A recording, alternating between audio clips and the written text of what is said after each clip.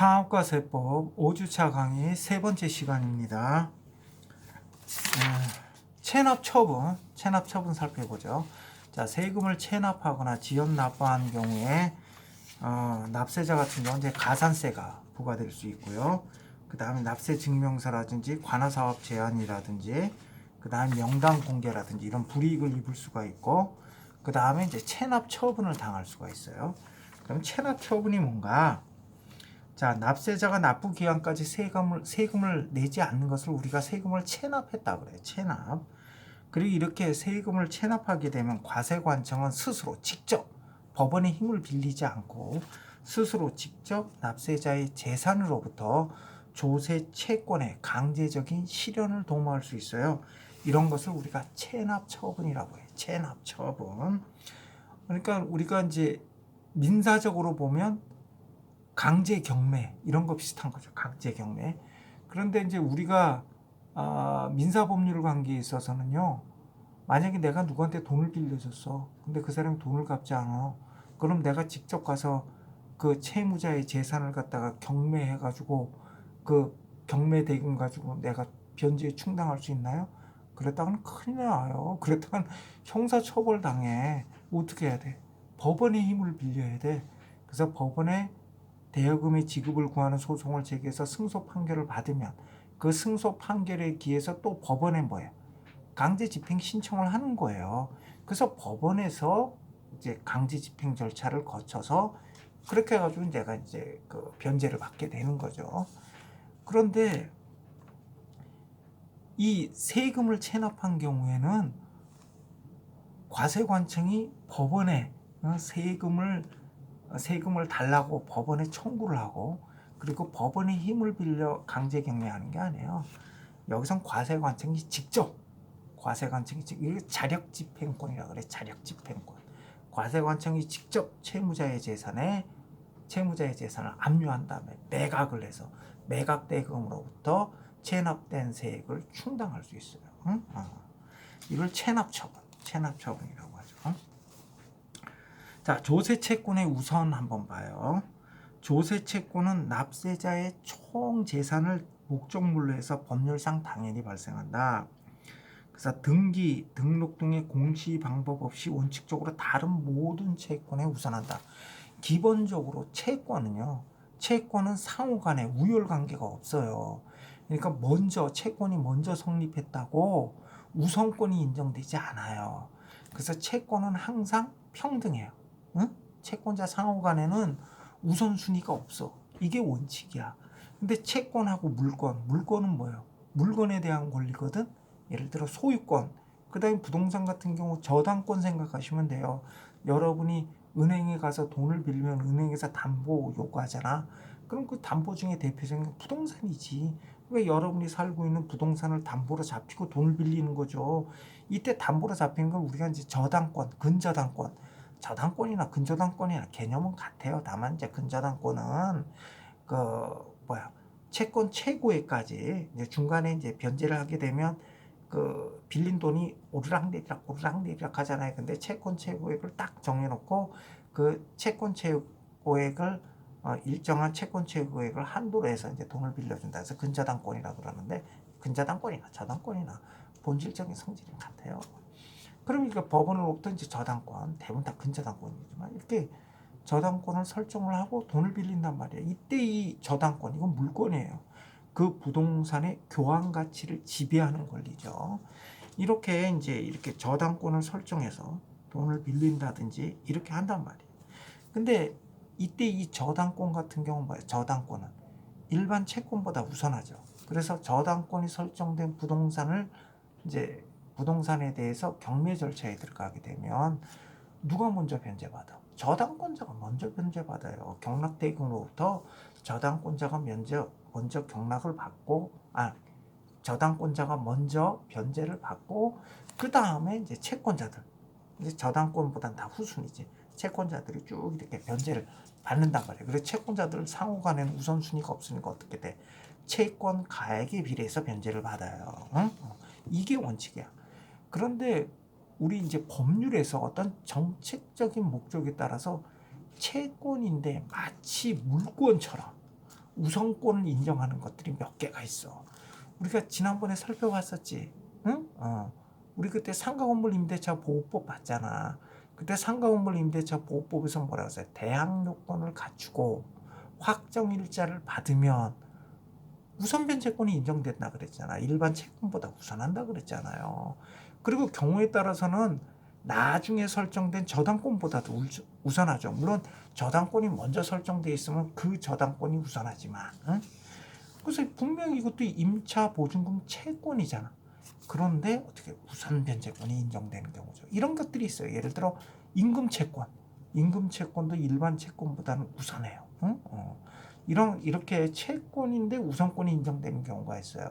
이렇게 채권인데 우선권, 우선 변제권이 인정되는 경우는 아주 예외적인 경우예요. 그건 법률이 어떤 정책적 목적에 의해서 예외적으로 인정한 거고 일반적인 채권은 우선권이 없어요. 그걸 먼저 염두에 딱 두시고 보시면 돼요.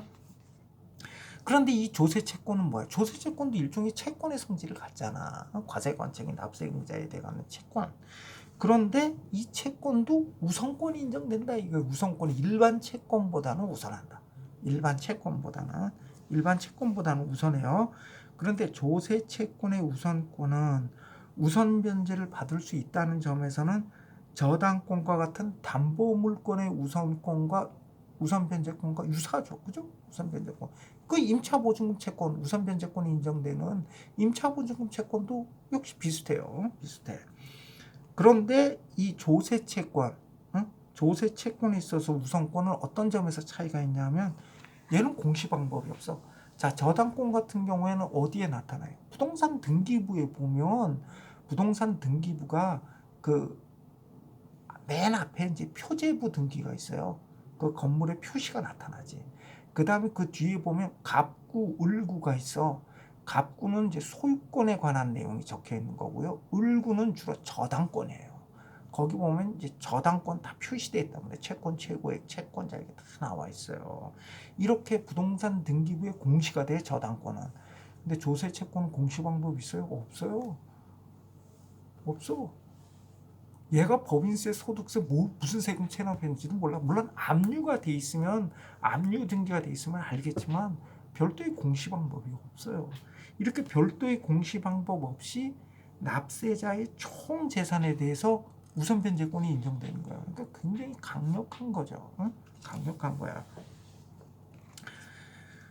그래서 조세 채권의 우선권은 납세자에게 조세의 체납 사실이 있고 그의 재산이 강제 환가된 경우 조세 채권의 효율적인 확보를 위해서 다른 채권보다 우선하여 변제받을 수 있는 세법상 인정된 특수한 우선 변제권이에요.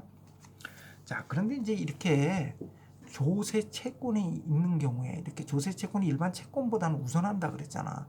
그럼 이렇게 우선 변제권이 인정되는 것들이 많아. 지금 뭐 저당권, 그죠? 저당권. 그 다음에 임차 보증금 채권도 마찬가지잖아. 우선 변제권이 인정되는 경우가 있잖아. 또 임차 보증금 채권에는 또 뭐가 있었어? 최우선 변제권이 인정되는 게 있었잖아. 최우선 변제권. 응? 그건 뭐야? 확정 일자도 필요 없어. 대항 요건만 갖추면 그때 뭐라 그랬어? 1순위를 변제받는다 그랬잖아. 최우선 변제권. 그런데 또 임금 채권도 우선 변제권이 있어. 그리고 또 임금 채권도 여기 보시면 최종 3월분의 임금 채권은 이거는 그 최우선 변제권이 인정되는 임차 보증금 채권하고 똑같아. 이거는 그 우선권 중에서도 최우선권을 가지고 있어. 그럼 이것들하고의 우열 관계가 또 문제가 돼요. 그래서 이건 좀 논란의 소진이 있는데 대반 일반적인 학설이라든지 판례 입장에 비추어 변제 순서는 내가 여기 강의 안에 적어놓은 변제 순서 그대로예요. 그래서 여러분들은 요 변제 순서는 좀 암기를 하셔야 돼. 요 변제 순서는. 그래서 먼저 한번 보죠. 강제 환가 절차에서의 배당 순위. 내가 왜 강제 환가 절차라고 했냐면 여기에 이제 우리가 체납 처분 있잖아. 체납 처분. 체납 처분은 과세관청에서 하는 거잖아. 그렇지? 그런데 또 이게 강제 경매 절차에 들어갈 수도 있어요. 민사집행법상 경매 절차에 의할 수도 있어. 민사집행법상 경매 절차는 누가 하는 거야? 납세자의 일반 채권자가 돈 달라고 청구를 해서 이긴 다음에 승소 판결이 위해서 강제 경매에 들어간 거죠. 그런데 걔가 세금을 체납했어. 그러면 거기서도 나도 변제를 받아야 될 거 아니야. 과세권청이 체납된 세액을. 그래서 여기 강제 환가 절차라고 하면 이건 체납 처분 절차만을 말하는 게 아니에요. 체납 처분 절차 또는 그 민사집행법상 경매 절차, 이게 다 강제 환가 절차야. 국세와 체납 처분비의 징수 순서는 체납 처분비 원서. 이건 당연한 거예요. 절차에 소요된 비용은 항상 우선해. 그러니까 체납 처분을 하다 보면 체납 처분에 소요된 비용이 있을 거네. 부동산 같은 경우는 감정가액이 있을 거고, 체납 처분 절차 진행하려면 이때 체납 처분비가 매각대금에서 1순위로 변제를 받죠. 그거는 민사집행법상 경매 절차도 똑같아요. 경매 절차에서 경락대금 중에 1순위로 변제받는 게 뭐예요? 경매 비용이죠. 경매 절차에 소요된 비용. 그 비용이 먼저 변제받는 거죠. 그래서 여기 체납처분비가 1순위다. 이건 당연한 거죠. 자, 그런데 이제 여기서 조세 채권하고 저당권 등 담보권, 조세 채권하고 저당권 등 담보권이 있는데, 이때 저당권 등 담보권이 조세 채권에 만약에 우선하는 경우, 저당권 등 담보권이 뭐라고? 저당권 등 담보권이 조세 채권에 우선하는 경우, 그러면 이 저당권으로 담보된 권리가 조세 채권보다 우선하는지 여부는 뭘 기준으로 판단하느냐? 거기 그 밑에 조그마한 글씨 있죠? 조세 채권과 저당권 등의 피담보 채권, 임차 보증금 채권, 이것도 똑같아. 임차 보증금 채권도 저당권 등 피담보 채권하고 성격이 똑같아. 임차 보증금 채권도 원래는 채권이지만 우리 그 상가건물 임대차 보호법, 이건 주택도 마찬가지. 주택 임대차 보호법도 똑같아. 거기서 뭐야? 우선 변제권을 인정했잖아. 우선 변제권을. 그러니까 이게 저당권하고 똑같아. 그래서 이 조세 채권, 그 다음에 저당권 등 피담보 채권 또는 임차 보증금 채권과의 우선순위는 뭘 가지고 따지냐 하면 조세 채권의 법정 기일, 그 다음에 저당권 등 담보권의 설정 일자 또는 임차인이 대항 요건과 확정 일자를 갖춘 일자를 비교해서 결정해. 응? 그래서 그럼 여기서 조세 채권의 법정 기일은 뭐냐? 신고 납부 방식의 조세에서는 신고일이에요. 신고일을 기준으로 해. 그러니까 신고일 이전에 저당권이 설정돼 있었어. 그럼 이 저당권이 조세 채권보다 우선해. 신고일 이후에 저당권이 설정돼서 이때는 조세 채권이 우선해. 오케이? 무슨 말인지 알죠?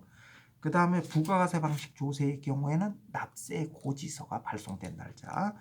그 다음에 원천 징수 의무자로부터 징수하는 국세와 인지세, 이런 경우에는 납세 의무 확정일. 이렇게 조세 채권의 법정 기일하고 저당권 설정 일자를 비교해서 조세 채권의 법정 기일이 앞서서 저당권이 설정되겠다. 그럼 뭐야? 저당권 등 권리가 우선하고, 조세 채권의 법정 기일 이후에 저당권이 설정됐다. 그럼 조세 채권이 우선하는 거야. 그런데 이 저당권 말고 걔도 똑같아. 임차 보증금. 우선 변제권이 있는 임차 보증금이, 임차 보증금 채권 언제? 대항 요건 갖추고, 대항 요건은 뭐야? 이사 가서, 응? 이사 가서 사업자 등록 갖추고, 응? 그게 대항 요건이잖아. 응? 이렇게 대항 요건을 갖추고 확정 일자를 받은 날짜가 조세 채권의 법정 기일보다 앞에 있으면 이때 임차 보증금 채권이 우선해. 근데 조세 채권의 법정 기일보다 나중에 대항 요건이나 확정 일자를 받았다 그러면 조세 채권이 우선하는 거야. 자, 이렇게 해서 우선순위는 이렇게 따지는 거야. 그래서 먼저 저당권 등 담보권이 조세 채권에 우선하는 경우에는 그 매각대금, 경락대금으로부터 변제 순서가 어떻게 되느냐? 제일 먼저 변제받는 게 어떤 게 제일 먼저 변제받냐면 체납 처분 절차나 체납 처분비. 만약에 그것이 민사집행법상 경매 절차였다면 경매 집행 비용이 되겠죠. 그러니까 체납 처분비하고 경매 집행 비용은 중복될 수가 없어요. 이게 만약에 체납 처분 절차였다면 체납 처분비, 민사집행법상 경매 절차였다면 경매 집행 비용이 되는 거야. 그게 제일 먼저 변제받아. 제일 먼저 변제받고, 두 번째, 최종 3월분의 임금 채권, 임금 등 채권. 여기 퇴직금, 재해보상금 다 들어가. 최종 3월분의 임금 등 채권. 그 다음에 소액 임차보증금 채권, 요게 바로 최우선 변제권이 인정되는 임차보증금 채권이야. 최우선 변제권이 인정돼. 얘네들은 최우선 변제권이 인정되는 채권이야. 어? 그 다음 얘네들이라 이거야. 이거 최우선 변제권이야. 그 다음 세 번째 당해세라는 게 있어. 당해세는 뭐냐면 체납 처분의 대상인 목적물, 민사집행법상 경매 절차의 대상이 된 목적물, 예를 들어서 부동산 강제 경매라고 하면 그 부동산, 응? 해당 부동산에 대해서 체납 처분 절차에 따른 그 부동산, 그러니까 그 체납 처분이나 경매 절차의 목적물인 그 목적물 자체에 부과된 세금을 당해세라 그래. 그 자체에 부과된 세금. 그래서 37쪽에 그 별표 2개 표시된 데지 조그만한 걸지. 거기 보면 예를 들어서 어떤 부동산인 경우에는 그 부동산에 부과된 종합부동산세, 그 다음에 재산세, 그 다음에 만약에 경매 목적물이 자동차였다 그럼 그 자동차에 부과된 자동차세, 이런 것들이 당해세에 해당돼. 그 다음에 이제 여러분들이 실무에서 종종 문제되는 게 이게 당해세는 아니야. 왜냐면 당해세는 보다시피 최우선 변제권 인정되는 거 다음으로 변제받아. 막강한 거야 당해세가. 그러면 이게 당해세나 아니냐 헷갈리는 게 뭐가 있냐면 상속세 증여세야. 해당 부동산이 상속세 증여세. 예를 들어서 해당 부동산이 상속재산이야. 그래서 그 상속세를 체납했어. 그런 경우 그 체납된 상속세는 해당 부동산이 상속재산인 경우에는 당해세에 해당돼. 그 다음에 해당 부동산이 증여의 목적물이었어. 근데 증여세를 안 내. 그럼 어떻게 돼? 해당 목적물이, 그 증여 목적물이, 그게 거기에 부과된 증여세, 그게 당해세야, 당해세. 그런데 주의할 게 있어. 이게 만약에 그 상속이나 증여의 대상인 목적물이 그게 이제 부동산인 경우에는 등기부상 등기 원인이 상속 증여로 표시된 경우에만 한정돼. 우리가 보통 이제 소유권 이전 등기를 갖추는 경우에 여러분들 등기부에 보면 이제 소유권 변동 사항은 갑구에 표시가 돼요. 갑구. 갑을 할 때 갑자야. 갑구는 소유권 변동 사항을 기재하고 등기부에 보면 을구는 저당권 등을 이제 표시하는 거예요. 근데 갑구에 소유권 변동 사항 적는 부분 이렇게 보면 거기 등기 원인이 이렇게 나와 있어. 그래서 만약에 내가 매매로 어떤 부동산을 매입을 했다 그러면 등기 원인이 뭐로 되겠어? 매매로 돼 있다고. 매매로. 응? 매매로 돼 있어. 그래서 만약에 뭐 홍길동, 뭐 소유자 명의 홍길동, 등기 원인 매매하면 홍길동이가 이 부동산을 매입했구나, 이걸 알 수가 있단 말이야. 근데 이때 해당 부동산이 상속세, 증여세가 해당 부동산의 당해세가 되려면 어떻게 해야 된다고? 그 부동산의 등기부의 등기 원인이 상속, 증여 이렇게 표시돼 있어야 돼. 그러니까 이게 상속을 해서 이 부동산의 소유권을 취득했구나, 이게 나타나야 된다고. 등기 원인이 상속 이렇게 나온다고. 매매인 경우는 등기 원인이 매매 이렇게 나오고, 상속인 경우에는 등기 원인이 상속, 증여인 경우에는 등기 원인이 증여 이렇게 표시가 돼요. 그러니까 그 등기부상 등기 원인이 상속, 증여로 표시된 경우에만 상속세, 증여세가 해당 부동산의 당해세가 되는 거야. 만약에 등기부상에 등기 원인이 상속, 증여로 표시가 안 됐어. 예를 들어가지고 해당 등기부에는 등기 원인이 뭐로 표시되어 있냐면 매매로 표시되어 있어요. 매매로 표시되어 있는데 이게 저가 양도야. 그래서 이게 증여 의제돼서 증여세가 부과됐어. 근데 해당 등기부에는 등기 원인이 지금 뭐라고 돼 있어? 매매로 돼 있지. 이때 증여세는 여기 당해세가 아니야. 당해세가 아니야. 마찬가지로 상속도 이게 지금 상속재산이야. 이 부동산이 상속재산인데 안타깝게도 이 부동산이 다른 사람 명의로 돼 있어. 그러니까 등기부에 보면 등기 원인의 상속이 나타나지가 않아. 그럼 이때 비록 이 부동산이 상속재산이라 하더라도 상속세는 이 부동산의 당해세가 아니야. 이게 이제 종종 실무에서 많이 문제가 돼요. 그러니까 이 상속세, 증여세가 당해세가 되려면 등기부상 등기 원인의 상속 증여로 표시되어 있어야 된다는 거지. 이건 뭐냐면 거래 안전 때문에 그래. 거래 안전 때문에. 거래 안전 때문에 아니 어떻게 보면 불이탈을 입는 거 아니야. 다른 채권자들은. 아니 내가 지금 그 증여세 상속세까지 체납된 사실을 내가 알아야 되냐고. 알 방법이 없어. 근데 등기 원인에 상속 증여 이렇게 표시됐으면 얘도 상속세는 제대로 냈나? 증여세는 제대로 냈나? 이렇게 이제 의심을 할 수 있다는 거지. 응? 그래서 이 어떤 거래의 안전을 도모하기 위해서 이 상속세, 증여세는 어떤 경우에만 당해세로 취급돼? 해당 부동산이 상속 또는 증여의 목적물이라 하더라도 등기 원인에 상속 증여라고 표시된 경우에만 증여세, 상속세가 당해세가 된다. 이거 당해세가 된다. 그래서 세 번째는 당해세야. 그 다음에 네 번째 저당권 등 피담보채권 또는 임차보증금 채권. 우선변제권이 있는 임차보증금 채권이겠죠. 우선변제권이 있는. 그러면 저당권 등 피담보채권하고 우선변제권이 있는 임차보증금 채권은 우선순위가 어떻게 되냐? 지네들끼리 그 우선순위 따져야겠지. 예를 들어서 저당권의 설정일자하고 우선변제권이 효력이 발생한 임차보증금 채권이 우선변제권이 그 효력이 발생한 날짜하고 어떤 게 더 빠르냐에 의해서 우선순위가 판별이 나겠죠. 그죠? 근데 여긴 그게 빠졌어. 또는 쓰세요. 또는 우선 변제권이 있는 임차보증금 채권 이렇게 쓰세요. 그 동그라미 4번에 저당권 등 피담보 채권 이렇게 되잖아. 그 뒤에 또는 우선 변제권이 있는 임차보증금 채권 이렇게 적으세요. 그 다음에 다섯 번째 근로기준법 소송의 임금 등 채권 이것도 우선 변제권이 있지. 그리고 여섯 번째가 조세 등 채권이야. 조세 등 채권이 여기까지 밀리는 거야. 조세 채권이 여기까지 밀렸어. 조세 채권이. 그러니까 조세 채권이 이거 예를 들어 얘가 지금 무슨 소득세 체납했다. 이제 소득세가 지금 여섯 번째 순위야. 앞에 얘네들이 쭉 있다면. 그리고 일반 채권은 이거 뒤겠지. 일반 채권이 만약에 앞에 이렇게 쭉 깔려 있다면 일반 채권자 변제받을 가능성은 거의 없죠. 그 다음에 37쪽 한번 보세요. 37쪽. 조세채권보다 후순위 저당권이 설정돼. 이때 이제 조세채권이 먼저 하는 경우야. 조세채권이 저당권 등 채권보다 우선하는 경우야.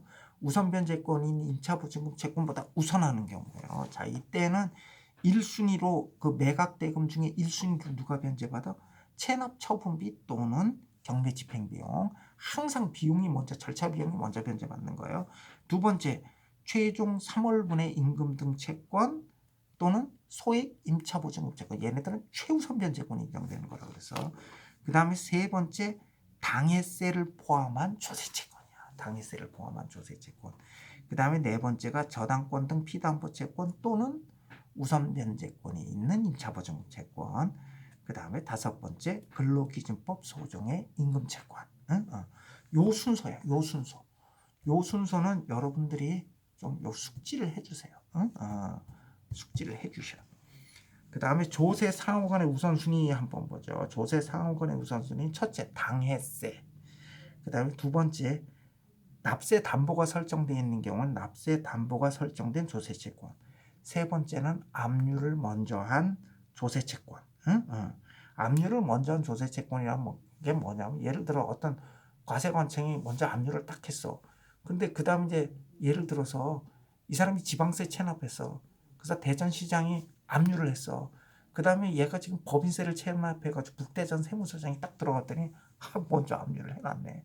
그런 경우 뭐 할 수 있다고 그랬어? 교부 청구할 수 있다고 그랬잖아. 교부 청구. 이때 교부 청구한 그 체납된 세액보다 뭐가 우선해? 압류한 체납된 세액이 우선해서 변제받는다. 이 얘기예요. 이걸 압류 선착수주의라고도 해. 그렇지만 그보다 더 빠른 건 뭐야? 당해세. 그 다음에 시군에 징수 위임된 도세. 시군에 위임을 했어. 도세의 징수를 위임을 했어. 이때는 뭐가 우선해? 도세가 우선해. 만약에 도세를 우선 안 시켜놓으면 어떻게 되겠어요? 예를 들어서 충남 도세인데 지금 천안시장에게 징수 위임했어. 그럼 천안시장은 시세를 먼저 걷겠어? 도세를 먼저 걷겠어? 당연히 시세를 먼저 걷지. 그렇게 하면 안 되잖아. 그래서 이 시군에 징수 위임된 도세 같은 경우에는 시군세보다 도세가 우선해요.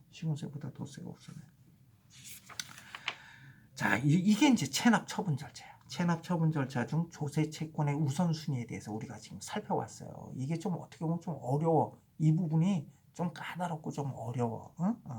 근데 찬찬히 읽어보면 무슨 뜻인지 대충 알아. 그리고 이 뭐야 강제 환가 절차에서의 이 우선 변제 순서 있잖아. 요건 잘 모르겠거든. 그냥 암기해. 암기해. 자, 이제 독촉을 해요. 납부 기간까지 이제 세금을 납부하지 않았어. 그럼 이제 독촉하는 거지. 야, 너 내, 진짜. 너 진짜 내라. 너 이게 안 내면 체납 처분 절차 들어간다. 이게 독촉이야. 너 안 내면 체납 처분 절차 들어간다. 그리고 이 독촉은 독촉장이라고 하는 서면에 의해야 된다. 그리고 이제 독촉하고 난 다음에 이제 체납 처분 절차에 본격적으로 들어가는 거예요. 그래서 압류를 먼저 하는 거죠. 압류. 그러니까 납세자가 독촉을 받고 그 독촉에서 정한 납부 기한까지 납부를 하지 않아. 그러면 그 체납자, 납세자의 재산에 대해서 압류를 할 수 있다. 이게 압류를 할 수 있어. 그래서 동산, 유가증권 같은 경우는 직접 가서 점유를 하고요. 그 다음에 채권 같은 경우는 제3채무자에게 채권 압류 통지를 하는 방법을 하고, 부동산에 대한 압류는 그 등기를 해요. 압류 등기를 한다. 이렇게 압류를 하게 되면 체납자의 재산에 대한 어떤 법률상 사실상 처분을 금지하는 효력이 인정된다. 자, 그러면 이거 만약에 그런데도 불구하고 체납자가 처분을 했어. 근데 나는 웃기는 게, 야, 압류 등기가 돼 있는데 이걸 사는 사람이냐? 난 그 사람이 좀 이상한 사람이야. 여러분이라면 사겠어요? 그런데 만약에 지금 이렇게 압류가 돼 있는데 이게 법률상 이 처분이 금지되는 거 아니야? 법률상 사실상 처분이 금지가 되는데, 그런데도 불구하고 처분을 했어. 산 사람이 있어. 그럼 그 매매 계약은 무효인가? 아니에요. 무효는 아니야. 무효는 아니고, 나중에 만약에 이게 매각 절차에 들어가서 매각이 이루어지면 그 한도 내에서 효력을 잃어요. 응? 그러니까 여기 보면 이런 그 압류에 의한 법률상 사실상 처분 금지의 효력은 상대적이다 이거예요. 그래서 압류 이후 이루어진 채무자의 처분 행위가 당연히 무효인 건 아니에요. 당사자 사이에서는 유효하고, 압류 채권자가 행하는 집행 절차와의 관계에서 나중에 이제 매각을 한다든지, 왜냐하면 압류했다가 나중에 체납된 세금 다 갚으면 압류 해제해주고 그러거든. 그러니까 뭐 처분행위 자체가 법률상으로는 금지되지만, 이 금지되는 게 뭐야? 상대적 효력을 미치는데 그친다 이게. 근데 나중에 이제 만약에 이게 매각이 돼서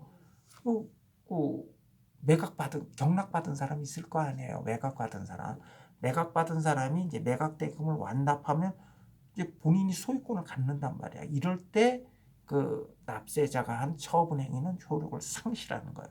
효력을 상실해. 그래서 이걸 상대적 무효라 그래. 상대적 무효. 이렇게 해서 체납 처분 절차는 먼저 뭐야? 압류를 하는 거죠. 그 다음에 매각을 하는 거예요. 매각. 그래서 이 매각하는 방법은 맨 밑에 한번 보자. 37쪽에 보면 압류에 관계된 조세 채권에 대해서 이의 신청, 심사 청구, 심판 청구가 진행 중이거나 행정 소송이 계속되어 있으면 공매를 할 수는 없어요. 매각은 못 한다. 이때는 잠시 스톱해 준단 말이에요. 매각해 버리면, 근데 나중에 보니까 그 과세 처분이 취소됐어. 그럼 나중에 매각해 놓은 거 다시 되돌리려고 그러면 얼마나 복잡하겠어요. 그렇죠? 매각 받은 사람이 있는데. 그러니까 이때는 어떻게 돼? 매각이 정지된다. 매각이 정지된다. 38쪽 한번 보시죠. 38쪽. 매각은 공매에 의하는 것이 원칙이지만 예외적으로 수의계약에 의할 수도 있어요. 거기 보면 수의계약이 허용되는 경우에, 지금 법률이 정한 아주 예외적인 경우에만 수의계약이 가능하고, 원칙적으로는 공매에 의해야 돼요. 그럼 공매는 뭐냐? 매수의 기회를 모든 사람에게 제공하고 경쟁 방식에 의한 매각 절차예요. 그게 공매야.